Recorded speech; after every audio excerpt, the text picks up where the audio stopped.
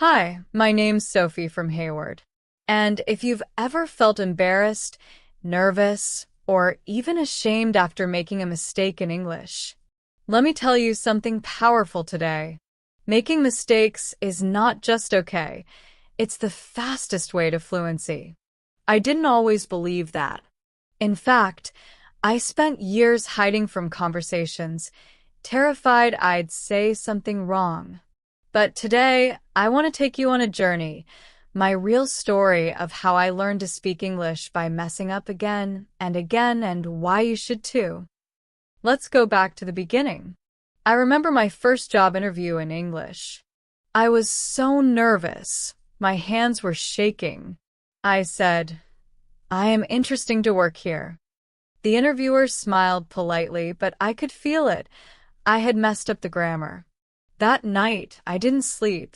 I kept replaying the mistake, thinking, if only I had said it right. And that became a pattern. I avoided conversations. I stuck to writing. I didn't raise my hand in class. I didn't talk to native speakers. I thought, I'll speak only when I'm perfect. But here's the thing. Perfection never came. And my English didn't grow.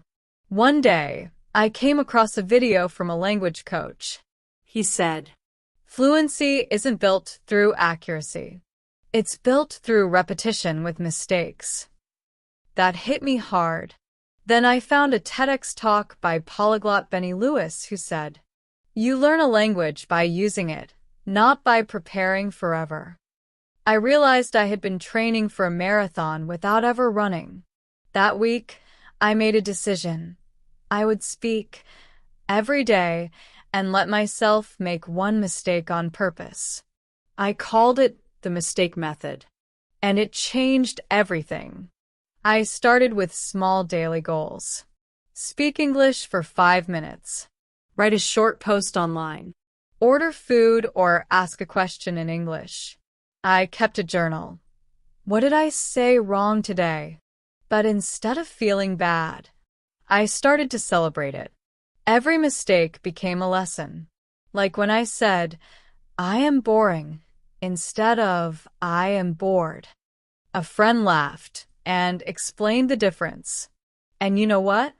I never forgot it again. That mistake taught me something a textbook never could.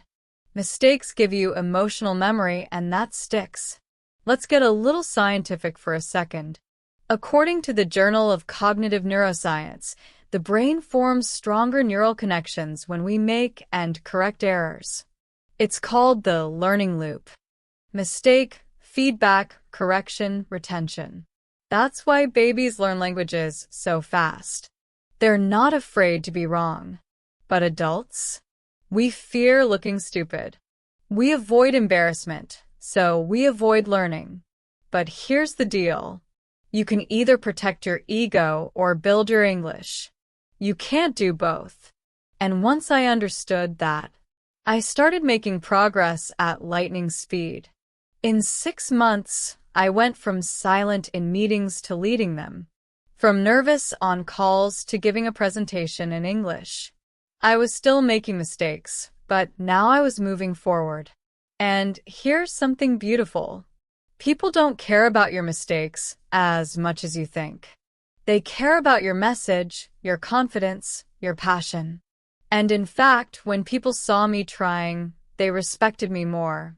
English isn't about sounding like a native. It's about connecting like a human. And humans? We mess up. A lot. Here's how you can start using your mistakes as a tool, not a trap. Speak even when you're unsure. Ask for feedback, but don't fear it. Laugh at your errors. Humor kills shame. Write down your mistakes and review them. Join a speaking group or find a buddy.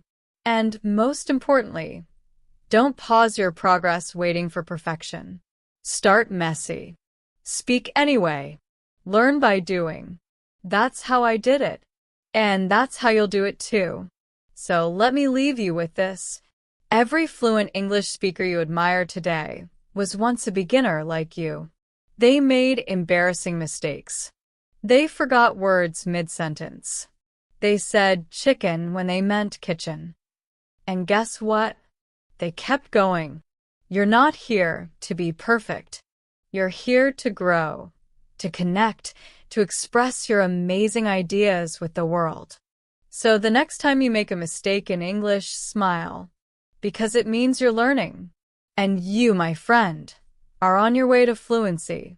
If this story inspired you, give it a like, share it with a friend who's afraid to speak, and subscribe for more honest stories like this one.